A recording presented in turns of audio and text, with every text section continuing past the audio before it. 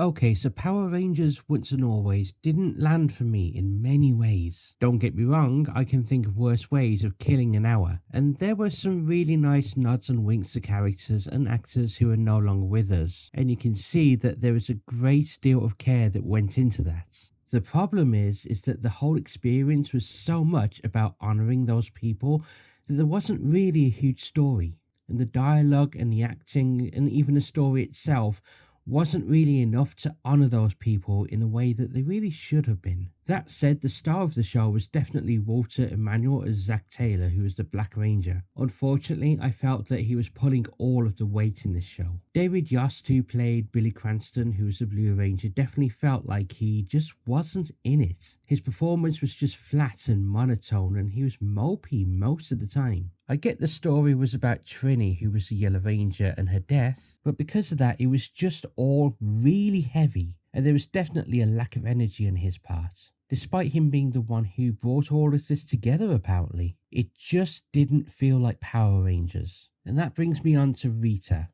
or should I say Robo Rita. Rita had the voice, definitely, but the mechanical body just made her way too far removed from what it was. I guess my issue with her was the fact that back in the day, in the show, she was the big boss and she hung back on the moon and let her monsters do all the work for her. It just felt weird seeing her on the ground actually fighting with the Power Rangers. Which leads me on to the next problem. If you think of watching this and seeing one big reunion show where you can see and enjoy with your kids all of the characters from the past, then your expectations will definitely be subverted. There's no Goldar, no Zordon, no Lord Zed, and the Zords, they definitely felt like a guest appearance and they were just there to tick off a box. I think they were on screen for no more than like 5 minutes. I get it for back in the day, but considering this is an hour's worth, I think it fell a bit short there. And not just that, the 3D model took a little bit something away from the feel of the old show. It was supposed to be a person that's in a robot costume that looks like it's a giant amongst cardboard cities. Not animated and definitely not doing flips in the air. Anyway, so here's my biggest problem. They were trying to deal with some very adult issues with the same basic dialogue and acting that you just got in the 90s.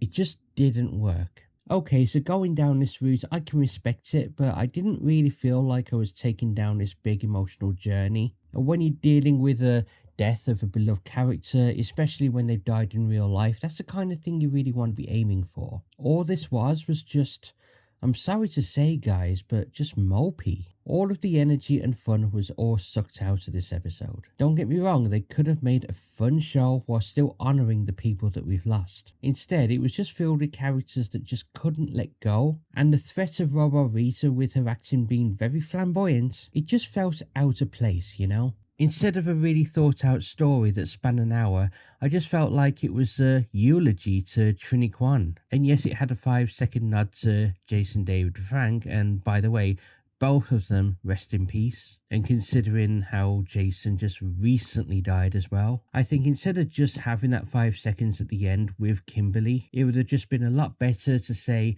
either at the start or the end of the episode in loving memory of these two actors. Don't get me wrong, good try guys, but it just didn't work for me. Anyway, hope this helped, and if you want more of this kind of stuff, then subscribe to the channel. And just one last question to ask you. Would you like any mayo with that?